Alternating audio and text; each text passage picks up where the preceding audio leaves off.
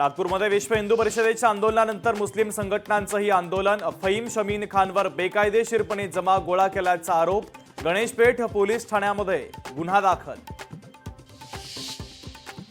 नागपुरात 11 पोलीस ठाण्याच्या हद्दीत संचारबंदी कायम। संचारबंदी परिसरात अत्यावश्यक कामांना सूट। शाळा दुकानं आजही बंद, तर उर्वरित नागपूरमध्ये जनजीवन सामान्य। मेट्रो, सिटी बस, एसटी सेवा पूर्ववत। नागपूर हिंसाचाराच्या दरम्यान दंगेखोरांकडून महिला पोलिसाचा विनयभंग। विनयभंगासह अश्लील शेरेबाजी करणाऱ्या टोळक्यावर गुन्हे दाखल। आरोपींवर कठोर कारवाईची सर्व पक्षांची मागणी। अधिवेशन संपत आलं तरी विरोधी पक्ष नेत्याबाबत निर्णय होईना। भास्कर जाधवांच्या नावासाठी अध्यक्षांच्या अनुमतीची प्रतीक्षा। कोल्हापूर जिल्हा सत्र न्यायालयानं प्रशांत कोरटकरचा जामीन अर्ज फेटाळला। आता नागपूर आणि कोल्हापूर पोलिसांपुढे प्रशांत कोरटकरला शोधण्याचा आणि अटक करण्याचा आव्हान।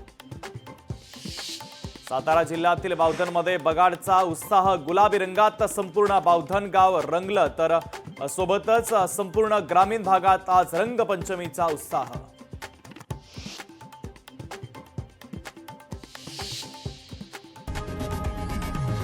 लोकशाही मराठी ऐका, पहा, जागरूक रहा।